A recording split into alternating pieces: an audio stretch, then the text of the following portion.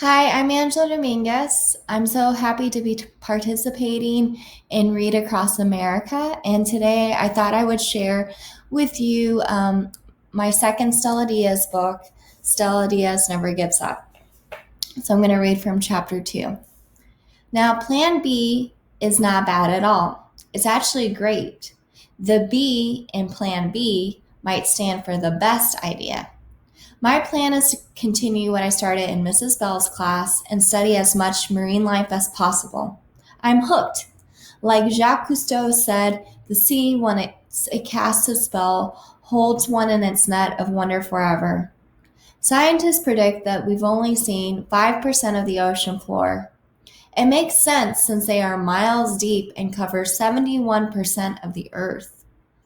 I'll need to know more about the oceans too if I'm able to go to the Shed Aquarium summer camp.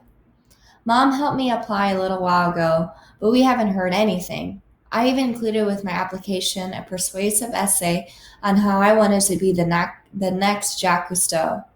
To top it off, I attached pictures of my animal project from Mrs. Bell's class.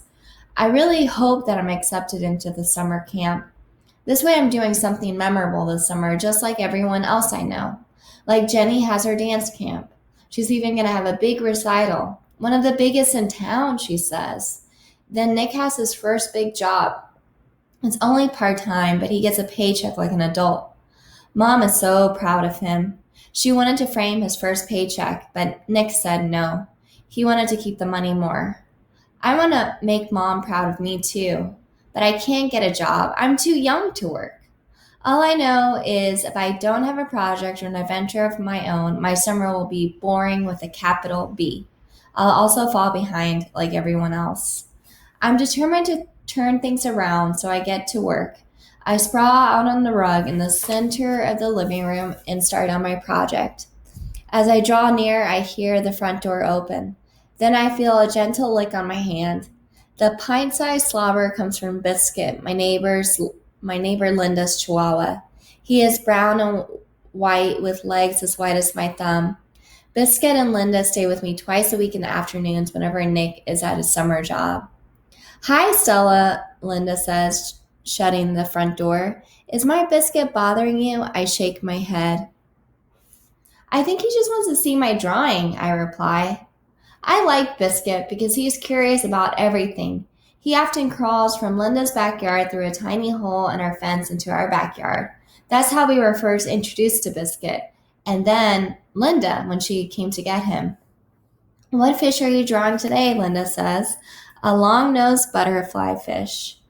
Did you know that their design helps them blend into the coral reefs? I did not, she replies. Thank you for teaching me a new fact. I pause.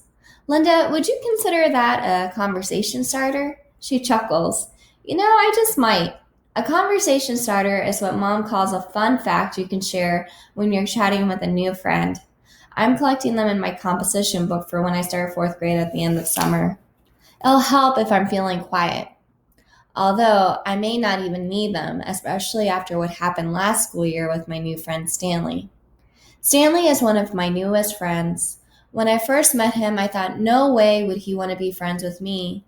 He's extroverted and I can be shy, not to mention I acted like a total klutz in front of him on the first day. It turns out I was very wrong. We've got a bunch in common and now we're close buddies. Sadly, Stanley's gone for the most of the summer on probably the most exciting adventure of everyone I know. He's in Texas visiting family and going to his own amazing summer camp. NASA Space Camp. He's going to be a junior space explorer for a whole week. He's going to learn about gravity, program a robot, and maybe even explore a space rocket. I'd rather explore the oceans than outer space. I get motion sickness, and those rockets shooting it into space make me queasy. But there's no denying that Stanley is going to have one of the coolest experiences known to humankind. Summer would definitely be more exciting if Stanley weren't away. If Stanley were here, he'd be learning about marine animals with me. He loves the aquarium almost as much as I do. Instead, he's having an epic adventure while I'm just sitting here at home. He promised to email me with his dad's email account, but I'm afraid he's going to be too busy to remember. I sigh and look at my drawing. That's it.